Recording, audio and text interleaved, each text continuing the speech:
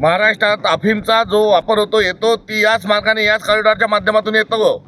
एवढंच नाही तर नकली दारू देखील याच मार्गाने येते आणि यासोबतच जे देशी कट्टे जे आहेत त्या देशी कट्टे देखील याच मार्गाने येतात आणि या मार्गाने येत असताना इथले जे दलाल आहेत याचा व्यापार करणारे जे लोक आहेत तिथे कुणी हस्तक असतील तो विषय निराळा आहे। मात्र दस्तूरखुद पोलीस यंत्रणा आणि पोलीसचं जळगाव जामोदचं पोलीस स्टेशन आणि त्यांचे संपूर्ण वरिष्ठ हे यामध्ये त्यांचा सहभाग असल्याचं या निमित्तानं पुन्हा एकदा सांगत असताना त्याचा जो संबंध आहे आणि तात्पर्य आहे तो हा आहे की कोणीतरी मोठ्या या खुनाच्या मागे कोणीतरी एक मोठी व्यक्ती आहे जिला राजकीय आश्रय आहे आणि त्या राजकीय आश्रय असणाऱ्या व्यक्तींनी केलेला जो खून आहे तो मध्य प्रदेशचे पोलीस आणि महाराष्ट्रातले पोलीस या दोघांना पोलीस म्हणत असताना मला दुःख होतं आहे। मात्र हे मोक्काचे असणारे जे आरोपी आहे यांनी या मुर्द्याची विल्हेवाट लावण्याच्या अनुषंगानं हा जे मृतदेह आहे तो आपल्या जिल्ह्यामधून आणून जाळला आहे। त्यामुळे यामागे एक फार मोठं कट कारस्थान हे दडलेलं आहे आणि हे प्रकरण थेट सीबीआयपर्यंत तपासाला गेलं पाहिजे अशी एकंदरीत या प्रकरणाची असणारी व्याप्ती आहे। आता यामध्ये छोट्या अधिकाऱ्यांवर कारवाई, कॉन्स्टेबलवर कारवाई अशी धातूरमातूरची कारवाई केल्या जात आहे। ही देखील एक पोलिसांची या प्रकरणाला कुठेतरी रफादफा करण्याचा हा या हत्याकांडातला दुसरा अंक हा पोलीस खेळत आहे। त्यामुळे इथले जे ॲडिशनल SP जे आहेत, जे IPS आहे यांच्यापासून बुलढाण्यातल्या LCB पर्यंत आणि LCB पासून जो हा त्रिकोण आहे तो पोलीस स्टेशनपर्यंत या त्रिकोणांनी मिळून हे कांड केलेलं आहे आणि या तिघांवरही गुन्हे दाखल झाले पाहिजे। आज पोलीस प्रशासन सांगताय आम्ही बडतर्फ करतोय, आज आम्ही त्यांची डिपार्टमेंटल इन्क्वायरी करतोय। अरे डिपार्टमेंटल इन्क्वायरी वगैरे करता हा तुमचा विभागाचा भाग झाला, तुम्ही कर्तव्य बजावण्यात कसुराई केली म्हणून आपण चौकशी करत असाल।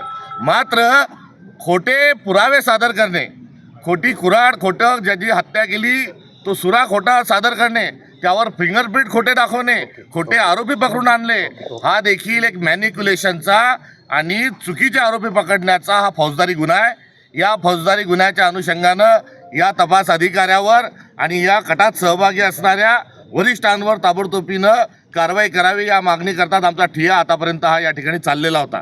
आणि यासोबतच आरोपी म्हणून पकडले कोण तर गरीबात गरीब माणूस पकडला, जो भारताचा मूळ निवासी आहे, जो आदिवासी आहे, त्या आदिवासींना पकडून आणलं कारण त्यांचा आवाज जो आहे हा व्यवस्थेपर्यंत ऐकायचा नाही, पोचू द्यायचा प्रश्न येत नाही आणि या गरिबांना पकडल्यानंतर सॉफ्ट टार्गेट होते म्हणून आदिवासींना पकडून आणलं। आणि या आदिवासींना पकडून आणल्यावर सामाजिक न्यायाच्या भूमिकेतून आणि कायदा हा अंत्योदयाला शेवटच्या माणसाला संरक्षण देत असल्याच्या अनुषंगानं या प्रकरणातले जे पीडित आहेत हे आदिवासी असल्यामुळे या संपूर्ण तपास यंत्रणेवर ॲट्रॅसिटीचे गुन्हे दाखल करावेत या प्रामुख्यानं दीर्घ चर्चेच्या अनुषंगानं आमचा ठिय्या हा त्यासाठीच होता।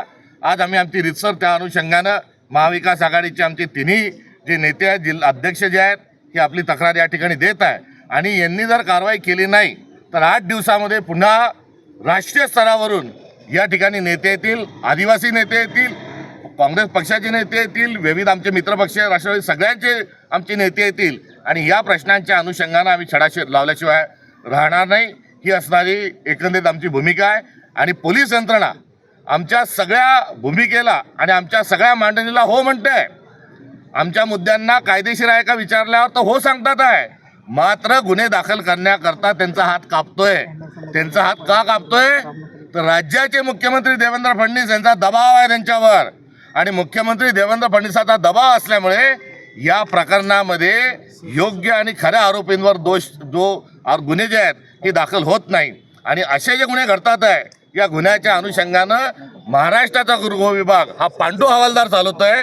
याचा प्रत्यय एकीकडे जरी येत असला तरी दुसऱ्या बाजूला गळ्याने केस कापण्याचा कावा हा देवेंद्र फडणवीसांजवळ आहे आणि त्यांच्या काव्याचा वापर करत असताना कोणत्या तरी भारतीय जनता पक्षाच्या नेत्याचं कांड लपवण्याकरता पोलीस या सगळ्या प्रकरणावर पडदा टाकू पाहत आहे।